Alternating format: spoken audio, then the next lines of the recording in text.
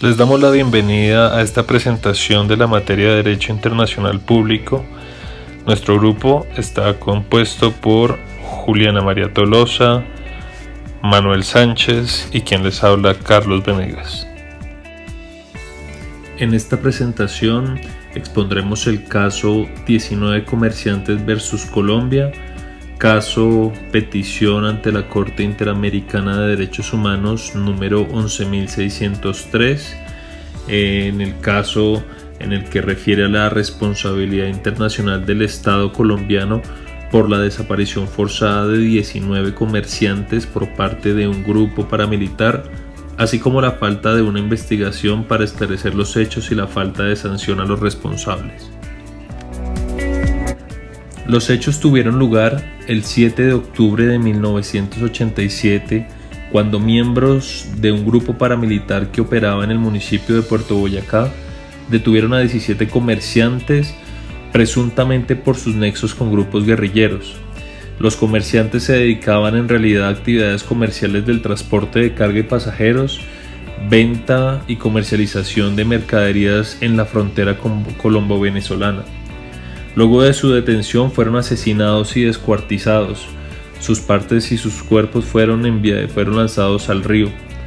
2 semanas después de ocurridos estos hechos, otros 2 comerciantes fueron en búsqueda de los primeros e igualmente fueron detenidos y asesinados por este grupo paramilitar. Ante la desaparición de los 19 comerciantes, sus familias interpusieron una serie de recursos legales a fin de localizarlos. No obstante, no se realizaron mayores investigaciones ni se sancionó a los responsables de los hechos.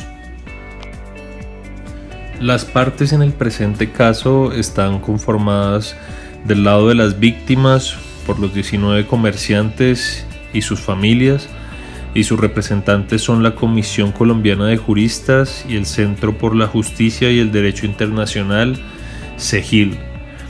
La contraparte o la parte demandada es el Estado colombiano.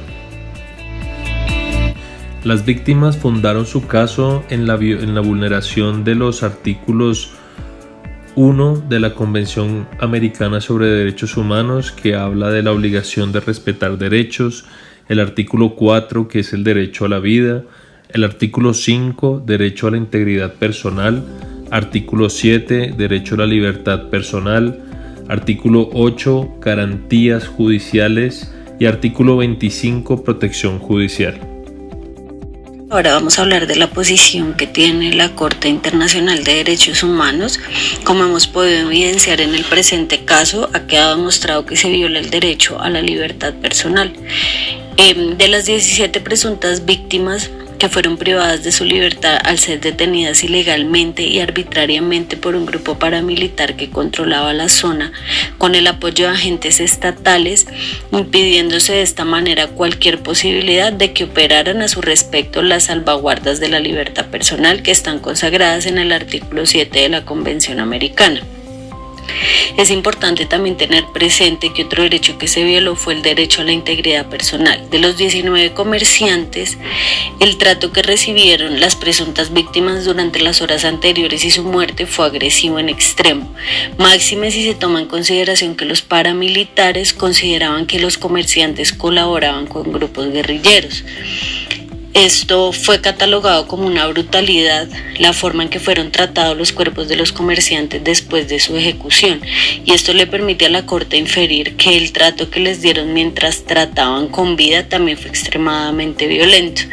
Entonces, de tal forma, obviamente las personas hubo muchísimo temor y prever que serían privadas de su vida de manera arbitraria y violenta, lo cual constituyó un trato cruel, inhumano y degradante. Otro de los derechos que la Corte ha establecido que fue vulnerado es el derecho a la vida, el cual sabemos que es fundamental en la Convención Americana por ser corolario esencial para la realización de los demás derechos. Al no ser respetado el derecho a la vida, todos los derechos carecen de sentido. Los estados tienen la obligación de garantizar la creación de las condiciones que se requieran para que no se produzcan violaciones de ese derecho inalienable, y en particular el deber de impedir que sus agentes atenten contra el cumplimiento del artículo 4 relacionado con el artículo 1.1 de la Convención Americana. Esto también supone que ninguna persona sea privada de su vida de manera arbitraria, sino que además requiere que los estados tomen todas las medidas apropiadas para proteger y preservar el derecho a la vida. Esta es la obligación positiva, bajo su deber de garantizar en pleno y libre ejercicio de los derechos todas las personas bajo su jurisdicción. Otro de los derechos vulnerados según la Corte fue el derecho y el acceso a la justicia. Dado que los tribunales colombianos han emitido sentencias en relación con los hechos del presente caso en procesos penales ordinarios y en el penal militar, la Corte procedió a analizar las actuaciones del Estado tanto en la jurisdicción ordinaria como en la penal militar, de manera que la consideración alegada que se violó en los artículos 8.1 y 2.5 de la Convención, lo cuales consagran el derecho del acceso a la justicia, se contará dividida en dos temas principales. Uno, la competencia de la jurisdicción penal militar para conocer de los hechos del presente caso, y segundo, las actuaciones de la justicia ordinaria. Otro de los derechos que podemos ver que está vulnerado, según la Corte, es la protección de intereses jurídicos especiales. Con respecto a la jurisdicción penal militar, como lo hablábamos en el anterior, la Corte ya ha establecido que por estar en un Estado democrático de derecho, dicha jurisdicción ha de tener un alcance restrictivo y excepcional y estar encaminada a la protección de intereses jurídicos especiales vinculados con las funciones que la ley asigna a las fuerzas militares. Por ello, solo se debe juzgar a militares por la comisión de delitos y faltas por su propia naturaleza, las cuales pueden atentar contra bienes jurídicos propios del orden militar. Ahora vamos a ver la resolución de la Corte. Entonces, como un primer aspecto, observamos que requerir al Estado de Colombia que continúe adoptando, esto lo dice la Corte, todas las medidas que sean necesarias para dar efectivo y pronto cumplimiento a los puntos pendientes del acatamiento de la sentencia de fondo, reparaciones y costas dictadas en el caso que estamos viendo, que es de 19 comerciantes señalado en el punto declarativo. Posteriormente, también en la segunda resolución dice que se solicita al Estado de Colombia que a más tardar el 12 de octubre del 2012 la Corte Interamericana de Derechos Humanos dé un informe en el cual indique todas las medidas que se adoptaron para cumplir estas reparaciones para las víctimas que se encuentran pendientes de cumplimiento y en su caso explicar las razones en caso de que no se haya podido dar cumplimiento, por qué se hace, por qué están pendientes y en qué fecha se van a llevar a cabo. Como punto 3, tenemos que se debe solicitar a los representantes de las víctimas y sus familiares y adicional a la Comisión Internacional de Derechos Humanos que presenten las observaciones que estimen pertinentes al informe de estado mencionado en el punto resolutivo anterior y en los plazos de 4 a 6 semanas respectivamente contados a partir de la recepción del informe. En sus observaciones, los representantes deberán incluir la información solicitada en los parágrafos 38 y 44 y deberán ser remitidas las observaciones que consideren pertinentes.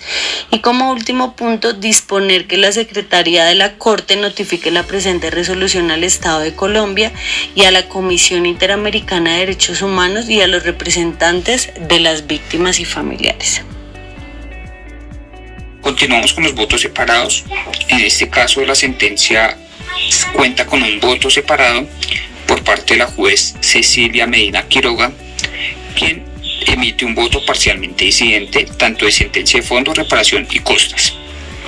Ella dice que muy a pesar de la opinión con la que encuentra probados los hechos de la Corte, ha considerado violatorios de la Convención Americana en el capítulo 8 de esta sentencia, que examina la violación de los artículos 8.1, 25 y 1.1 de la Convención Americana.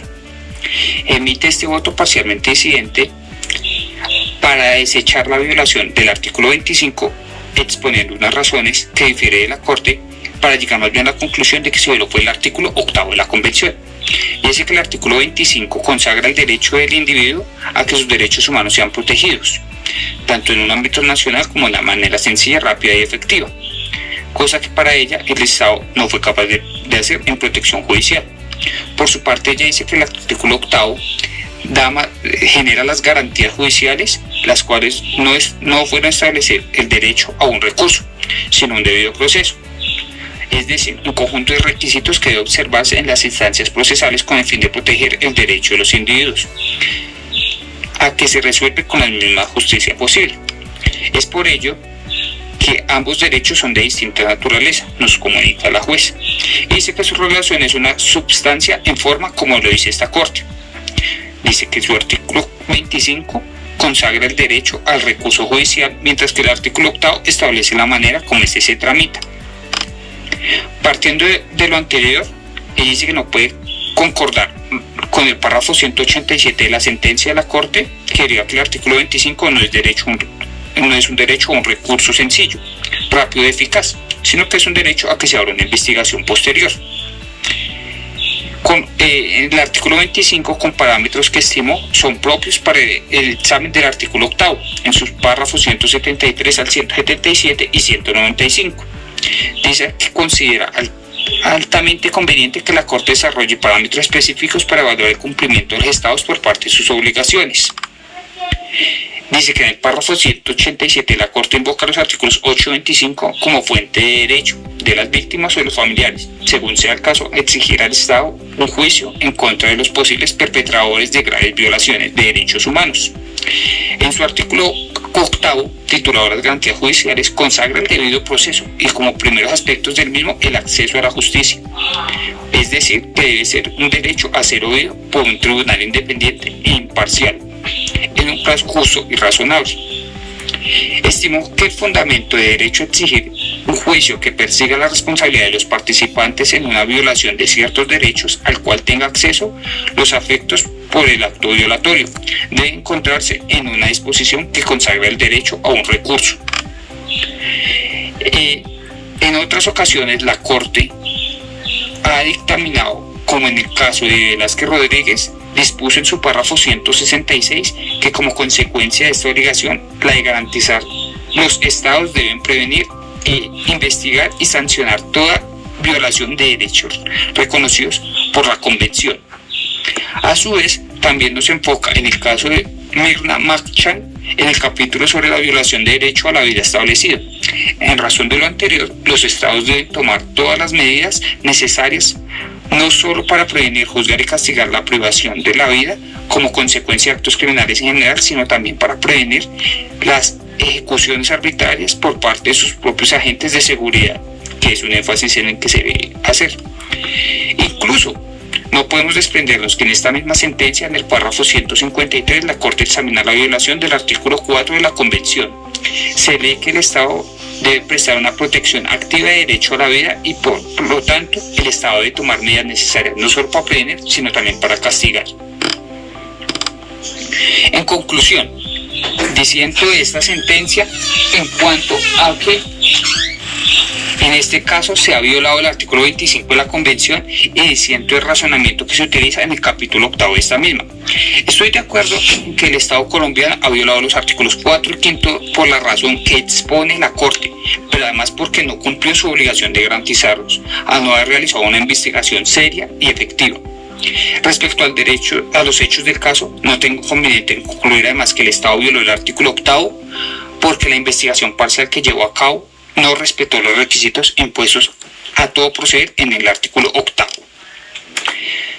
Pasamos ahora a lo que son los cumplimientos de sentencia por parte del Estado colombiano. En este caso tenemos 3 noticias, una del 2019, una del 2018 y una del 2013. Iniciamos con la del 2019, donde la Corte Interamericana de Derechos Humanos citó a Colombia a rendir cuentas de varios casos, incluido el de los 19 comerciantes, donde busca verificar que Colombia efectivamente se haya cumplido los requisitos que se le impusieron en la sentencia anteriormente nombrada. El otro artículo que tenemos está titulado "Cómo nos sentimos defraudados familiares de la víctima de la masacre de los 19 comerciantes". Este es del año 2018, en el cual las víctimas dicen que después de 31 años sienten que el Estado no los ha reparado debidamente. Reclaman atención en salud, tal como lo ordenó la Corte Interamericana de Derechos Humanos, siendo esto una vulneración a una sentencia ya emitida. Por último, contamos con el artículo del año 2013, donde Colombia ha cumplido una de las órdenes que le generó la Corte Interamericana de Derechos, como es generar un monumento y una reparación a las víctimas que sea visible ante la luz pública. En este caso, el ministro de Relaciones Exteriores, que coordinó esfuerzos de estrategia en la entrega del monumento en cumplimiento a la reparación ordenada. Este monumento a los 19 comerciantes está ubicado en el Parque de los Niños de la capital de Santander. Es una escultura diseñada por el artista Juan Erazo y concertada entre familiares de las víctimas.